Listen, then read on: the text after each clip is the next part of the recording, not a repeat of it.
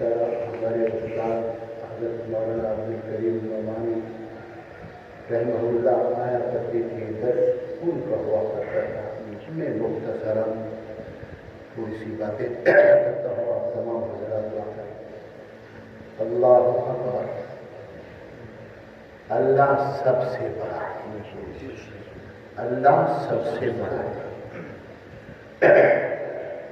دنیا میں پورے ممالک میں، پوری دنیا میں کوئی منٹ، سیکنڈ، گھنٹہ، منٹ ایسا نہیں گزرتا کہ جس میں اللہ کی بڑائی کا اعلان نہ ہوگا۔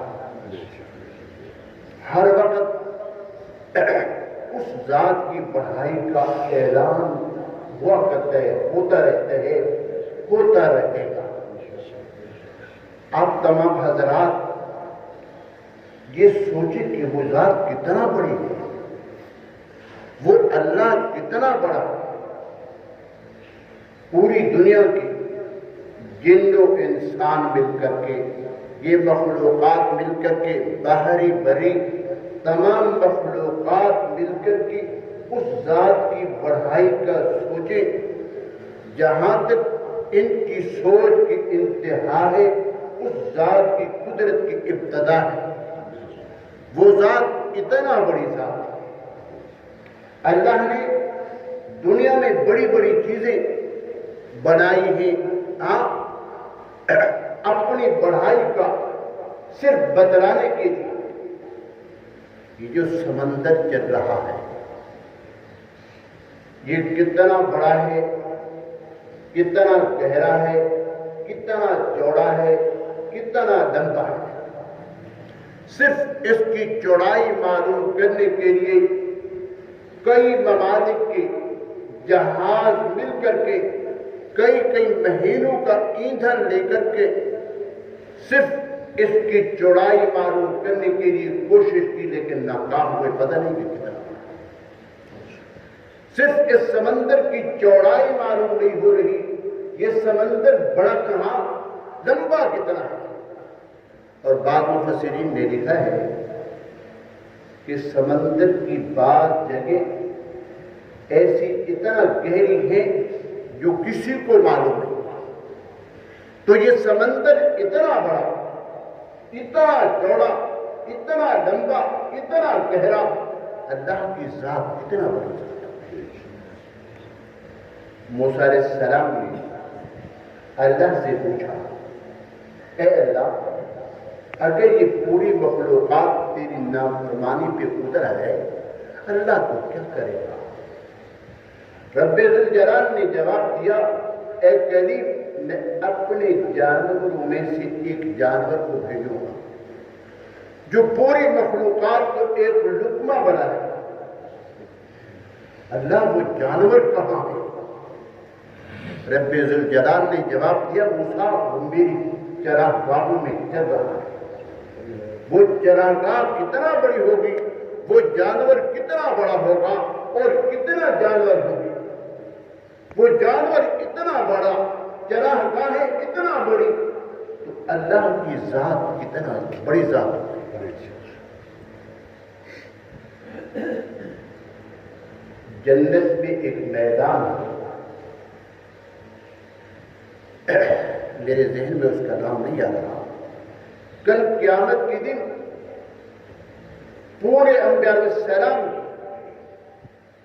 اس میدان میں کرسیاں لگائی جائیں گی، اور ہر نبی کے ساتھ اس کے پیچھے اس کی امت کی کرسیاں لگائی جائیں گی۔ تو وہ میدان کتنا بڑا ہے، کتنا چوڑا ہے، کتنا لمبا ہے۔ جبرائیل جیسے مقرب ہوئے، ایک نہیں، دو نہیں، 1 سال نہیں، 2 سال نہیں، 10 سال نہیں، 20 سال نہیں، ہزاروں سال گھومتے چلے گئے۔ ہاں، پتہ نہیں چل رہا کہ وہ میدان کتنا بڑا ہے، کتنا چوڑا ہے، کتنا لمبا ہے۔ حالانکہ جبرائیل علیہ السلام کی رفتار کتنا ہے؟ یوسف علیہ السلام کو کنویں میں ڈالا جا رہا ہے، اللہ نے کہا جبرائیل میرے یوسف کو کنویں میں ڈالا جاتا ہے، اس کو پانی کی تہ تک پہنچنے سے پہلے پہلے اپنے پروں پہ اٹھا۔ جبرائیل علیہ السلام 7ویں آسمان سے چلے، حضرت یوسف علیہ السلام ابھی پانی تک نہیں پہنچے تھے، جبرائیل علیہ السلام نے جا کے اپنے پروں پہ اٹھا لیا۔ رفتار اتنا زیادہ، اتنا بڑا فرشتہ اس میدان میں ہزاروں سال گھومتا چلا گیا، لیکن پتہ نہیں کہ وہ میدان کتنا بڑا ہے، کتنا چوڑا ہے، کتنا لمبا ہے، تو خود ہی اندازہ لگائیں وہ میدان اتنا بڑا، جنت کتنا بڑی ہوگی، پھر تیرا میرا رب کتنا بڑا ہے، جس کی بڑھائی کا اعلان دن رات، ہر وقت ہر آن اس ذات کی بڑھائی کا اعلان ہو رہا ہے۔ وہ ذات بڑی ذات ہے، لیکن اللہ کی ذات جتنا بڑی ہے اتنا مہربان، اتنا نرم، جتنا وہ ذات بڑی ہے اتنا مہربان، ہاں اتنا مہربانی کرنے والی ذات اللہ کی ذات ہے۔ حدیث پاک میں آتے ہیں، آپ صلی اللہ علیہ وسلم کا فرمان ہے کہ ایک آدمی جوانی میں اللہ کی عبادت کرتا رہا، ایک آدمی جوانی میں اللہ کی عبادت کرتا رہا، جس وقت یہ بوڑھا ہو گیا، اللہ کہتے ہیں میرے فرشتوں اس آدمی کے نیک اعمال اسی طرح لکھو جس طرح یہ جوانی میں کیا کرتا، اور ایک آدمی تندرستی میں اس ذات کو یاد کرتا رہا، ہاں اس ذات کو یاد کرتا رہا، یہ آدمی بیمار ہو گیا، لاغر ہو گیا، اللہ کہتے ہیں میرے فرشتے اس میرے بندے کے اعمال نامے میں وہی لکھو جو تندرستی میں کیا کرتا۔ بار کیف میں کہہ رہا تھا اللہ کی ذات بڑی ذات جس کی بڑھائی کا اعلان دن رات ہوتا چلا جاتا ہے۔ اللہ نے اس انسان کو یہ دل دیا ہے، اللہ نے اس انسان کو یہ دل دیا ہے، یہ دل کتنا بڑا ہے، کتنا گہرا ہے، کتنا بڑا ہے، کتنا چوڑا ہے، اس کی بڑھائی کا کسی کو معلوم نہیں، اس کی بڑھائی، اس کی چوڑائی، اس کی لمبائی کا کسی کو معلوم نہیں ہے کہ یہ انسان کے دل کتنا بڑا ہے۔ کیوں؟ اللہ کی ذات بڑی بڑی چیزوں میں، ہاں اللہ کی ذات نہیں سما سکتی، اگر سما سکتی ہے تو اس مسلمان کے دل میں سما سکتی ہے، تو یہ دل وسیع ہے، اس لیے اس دل میں اللہ کو بسا لو، اس دل میں اللہ کی یاد کر لو، ہاں اللہ کو یاد کیا کرو، یہ انسان کامیاب ہے، یہ انسان کامیاب ہے، اس دل کو پاک و شفاف رکھا کرو، یہ انسان کامیاب ہے۔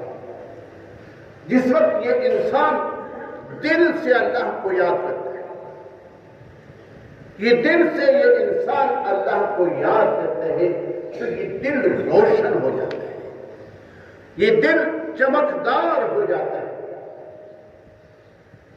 اس چمک کی دھمک کی کرنیں اس کے چہرے پہ پڑتی ہے، چہرہ نورانی ہو جاتا ہے، چہرہ خوبصورت ہو جاتا ہے۔ غالباً حضرت مولانا علامہ الہی بخش رحمہ اللہ سے قاری محمد طیب صاحب رحمہ اللہ نے پوچھا کہ یہ تیرا چہرہ اتنا روشن کیوں ہے، اتنا چمکدار کیوں ہے؟ وہ کہنے لگے کہ یہ میرے شیخ کی مہربانی، میرے شیخ کی مہربانی ہے۔ تو یہ انسان اللہ کو اس دل میں بسا لے، یہ انسان کامیاب ہے۔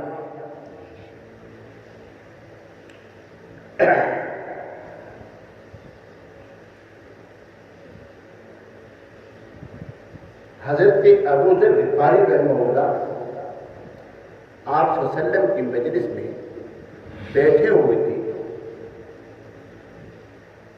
حضرت جبرائیل علیہ السلام آئے، آپ صلی اللہ علیہ وسلم سے پوچھا، اللہ کے رسول یہ آپ کی مجلس میں ابو ذر بیٹھے، یہ آپ کی مجلس میں ابو ذر بیٹھے ہوئے؟ آپ صلی اللہ علیہ وسلم نے فرمایا کہ جی ہاں، یہ ابو ذر۔ پوچھا جبرائیل تو ابو ذر کو کیسے جانتا ہے؟ تو ابو ذر کو کیسے جانتا ہے؟ تو حضرت جبرائیل علیہ السلام کہنے لگے، اللہ کے رسول ابو ذر کا چرچا جس طرح زمین والوں میں ہی، اس سے کہیں ان کا چرچا آسمان والوں میں، اللہ کے فرشتوں میں اس کا چرچا اس سے کہیں زیادہ ہے۔ آپ صلی اللہ علیہ وسلم نے پوچھا ابو ذر کیا وجہ ہے؟ کہنے لگے اللہ کے رسول میرے میں دو چیزیں ہیں، ایک میں اپنی دل میں اپنے آپ کو بڑا نہیں سمجھتا، میں سب سے چھوٹا سمجھتا ہوں، اور دوسرا اللہ کی لا ریب لا شک کتاب قرآن مجید کی یہ سورت اخلاص میں زیادہ پڑھا تھا۔ آپ صلی اللہ علیہ وسلم نے ارشاد فرمایا اسی وجہ سے۔ تو میرے دوستو، اللہ کی ذات جتنا بڑی ذات ہے، اتنا نرم ہے، اتنا مہربان ہے۔ دیکھیں کہ آدمی جس وقت بوڑھا ہو جاتا ہے، آدمی کمزور ہو جاتا ہے، گھر والے کہتے ہیں سارا دن کھانستا رہتا ہے، تو مرتا نہیں، تو ہماری جان نہیں چھوڑتا۔ ہاں، گھر والے تنگ ہو کر یہ جوانی میں نہیں آتا، یہ جوانی میں اللہ کے گھر کی طرف نہیں آتا۔ بڑھاپے کی حالت میں جس وقت پورے گھر والے اس کو تانا دے رہے ہوتے ہیں، یہ اسی وقت آتا ہے۔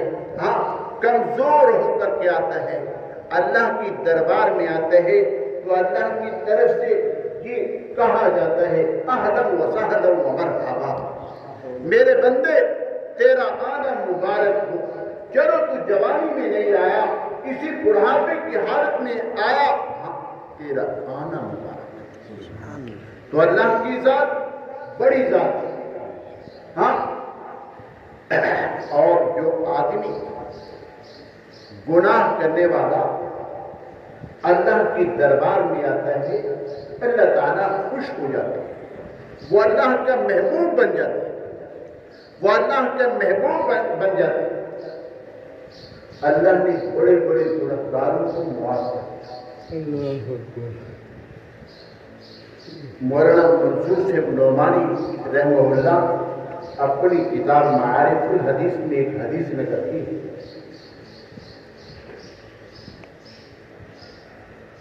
ایک وہ آدمی بدترین چوری کرنے والا، جو آدمی فوت ہو جاتا جا کر کے اس کے کفن کو اتار کر کے لے آتا، یعنی بدترین چور، بدترین چوری کرنے والا، جس وقت وہ مرنے لگا تو اس نے اپنی اولاد کو کہا کہ جس وقت میں مر جاؤں آپ ایسا کرنا کہ میری لاش کو جلا دیں، جلانے کے بعد اس کی راکھ بنا لینا، آدھی کو سمندر میں، آدھی کو جو ہے کیا کرنا ہوا میں اڑا دینا۔ تو اس کی اولاد نے ایسا کیا، اس کے مرنے کے بعد اس کی لاش کو جلایا، جلانے کے بعد اس کی رات کو پسی کیا، آدھی کو سمندر میں یا دریا میں ڈال دیا، آدھی کو ہوا میں اڑا دیا، تو اللہ نے اس آدمی کو زندہ کیا۔ پوچھا کہ کیا میں تجھے زندہ کرنے میں قادر نہیں ہوں؟ جس وقت تو کچھ بھی نہیں تھا میں نے تیرے کو زندگی عطا کی، وجود عطا کیا، تو نے یہ کیوں کیا؟ کہنے لگا اللہ انی اخاف اللہ، اللہ میں تیرے صرف ڈر اور خوف کی وجہ سے یہ کیا ہے۔ تو اللہ رب العزت نے کہا اے میرے بندے جا، میں نے تجھے معاف کر دیا، جا میں نے تجھے معاف کر دیا۔ حدیث پاک میں یہ بھی آتے ہیں کل قیامت کے دن دو آدمی اللہ کی دربار میں پیش ہوں، دونوں کے متعلق جہنم کا فیصلہ ہو۔ ایک آدمی وہاں سے جلدی چلا جائے، اللہ اس کو بلائیں گے، خیر تو پتہ ہے کہ تو کہاں جا رہا ہے؟ اللہ میں تو جہنم کی طرف جا رہا ہوں۔ اتنا جلدی میں کیوں؟ اللہ دنیا میں تیرا حکم نہیں مانا تھا، آج میں نے کہا آپ کو حکم مانو۔ اللہ کہیں گے جا میرے بندے جنت، جا میرے بندے جنت میں چلا جا۔ وہ آدمی دوسرا آدمی کھڑا ہے، اللہ پوچھیں گے میرے بندے کیوں کھڑا ہے؟ وہ کہنے لگا اللہ تیری رحمت کی امید ہے، اللہ تیری رحمت کی امید لے کر کے کھڑا ہو۔ تو اللہ کہیں گے جاؤ میرے بندے جاؤ، میں نے تجھے معاف، جا جنت میں چلا جا۔ بات ذہن میں یاد رکھیں کہ ماں باپ اپنی اولاد پہ شفیق ہوتے ہیں، ماں باپ اپنی اولاد پہ شفیق ہوتے ہیں، لیکن اللہ کی ذات 70 ماؤں سے زیادہ شفیق ہے۔ ایک واقعہ لکھا ہے کہ ایک چھوٹا بچہ تھا، اپنے باپ سے پوچھا کعبے کی طرف اشارہ کر کے ابو یہ کیا ہے؟ باپ نے کہا کہ بیٹے یہ کعبہ ہے۔ پھر پوچھا پوچھتا چلا گیا، باپ جواب دیتا چلا گیا، باپ نے وہ بچے لکھ کر کے رکھ دی۔ جس وقت بیٹا بڑا ہو گیا، باپ بوڑھا ہو گیا، کچھ دنوں کے بعد باپ نے بیٹے سے پوچھا کعبے کی طرف اشارہ کر کے بیٹے یہ کیا ہے؟ بیٹے نے جواب دیا ابو یہ کعبہ ہے۔ دوسری مرتبہ پوچھا، کہا کہ یہ کعبہ ہے۔ تیسری مرتبہ پوچھا، باپ جھڑک کر کے کہتا ہے کہ میں نے تجھے 2 مرتبہ بتلایا کہ یہ کعبہ ہے۔ اس نے وہ پرچی نکالی، بیٹے تو نے میرے سے 100 مرتبہ پوچھا تھا، میں تو غصے نہیں ہوا،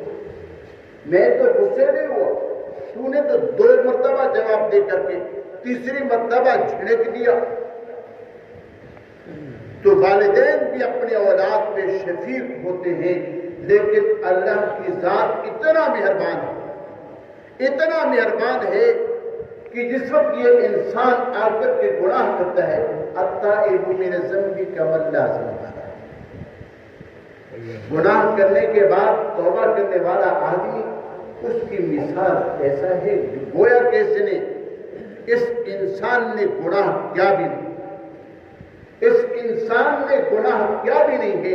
جس وقت یہ انسان گناہ کرنے کے بعد توبہ کر لیتا ہے، اللہ تعالیٰ جو فرشتوں نے لکھا ہے اس کو بھی مٹوا دیتے ہیں، اور فرشتوں کے ذہنوں سے بھی وہ مٹوا دیتے ہیں۔ تو اللہ کی ذات بڑی ذات ہے۔ تو ہمیں اللہ نے پیدا کیا، اور اللہ نے ہمیں امت محمدیہ صلی اللہ علیہ وسلم میں پیدا کیا۔ آپ صلی اللہ علیہ وسلم آخری نبی، आदमी ने भी, हाँ आप सल्लल्लाहु अलैहि वसल्लम के आदमी ने भी जिस पैगंबर में तमाम सिफात पाई जाती है वो हमारे पैगंबर हैं।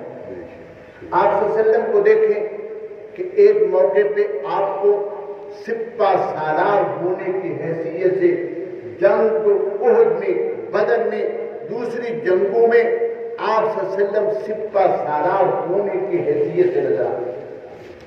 आप सल्लल्लाहु अलैहि वसल्लम ने जंग में ऐसे ऐसे तरीके बतलाए कि दुनिया वाले हैरान हो गए। आप सल्लल्लाहु अलैहि वसल्लम को देखें कि एक मौके पे मुल्क के शाम में ताजिर होने की हैसियत से आप सल्लल्लाहु अलैहि वसल्लम नजर आते। तिजारत करते हुए आप सल्लल्लाहु अलैहि वसल्लम ने तिजारत करके दिखाया। हाँ, और आप सल्लल्लाहु अलैहि वसल्लम को देखें एक मौके पे मक्का मुकरमा, इसी तरह मस्जिद नबवी में मुदर्रिस होने की हैसियत से आप सल्लल्लाहु अलैहि वसल्लम नजर आते। और आप सल्लल्लाहु अलैहि वसल्लम को देखें, आप सल्लल्लाहु अलैहि वसल्लम एक मौके पे दाई होने की हैसियत से भी आप सल्लल्लाहु अलैहि वसल्लम नजर आते हैं। आप सल्लल्लाहु अलैहि वसल्लम दावत इल्लाह देते हुए भी नजर आते। तो आप सल्लल्लाहु अलैहि वसल्लम आदमी ने भी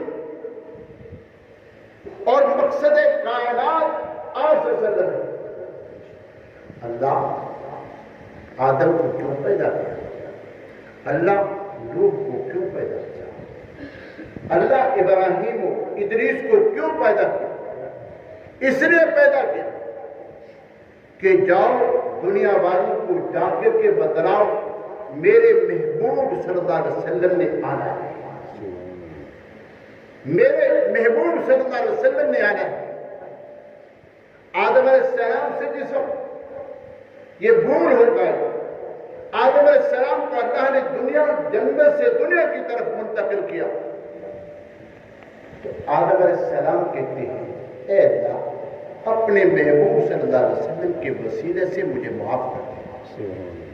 तो अल्लाह ने पूछा ऐ आदम ये तो बता कि मोहम्मद सल्लल्लाहु अलैहि वसल्लम कौन है? आदम अलैहिस्सलाम ने कहा अल्लाह जिस वक्त तूने मुझे पैदा किया और रहने के लिए जन्नत अता की, मैंने जन्नत की छत पे देखा हुआ ला इलाहा इल्लल्लाह मुहम्मदुर रसूलुल्लाह, मैं समझ गया कि अगर तेरे बाद कोई बड़ी हस्ती है तो आमने की दुनिया। आप सल्लल्लाहु अलैहि वसल्लम ने कहा, हाँ रब्बे जुल जलाल ने क्या जवाब दिया? ए आदम अगर मैं अपने महबूब को पैदा न करना होता, तुझे भी पैदा न करता, ये जमीन और आसमान पैदा न करता। और आप सल्लल्लाहु अलैहि वसल्लम हसीन व जमील थे। आप सल्लल्लाहु अलैहि वसल्लम इस दुनिया में खूबसूरत आदमी। हजरत यूसुफ अलैहिस्सलाम को अल्लाह ने हुस्न दिया। हजरत यूसुफ अलैहिस्सलाम को अल्लाह ने हुस्न दिया। एक हुस्न है जिसका चेहरा खूबसूरत है, जिसका चेहरा खूबसूरत है। आप सल्लल्लाहु अलैहि वसल्लम को अल्लाह ने खूबसूरत कराया। इन्नल्लाह जमीलुन युहिब्बुल जमाल। आप सल्लल्लाहु अलैहि वसल्लम जमील थे, खूबसूरत थे। जमील उसे कहते हैं जिसकी हर एक चीज ऐसी हो जिसकी मिसाल दुनिया में ना हो। आप सल्लल्लाहु अलैहि वसल्लम को अल्लाह ने खूबसूरत में पैदा किया है। तो है कि रब्बे कायनात हम सबको नेक बातों पे अमल करने की तौफीक अता फरमाए। अक़ूलु क़ौली हाज़ा व मा इलैहि तक़ल्लुब।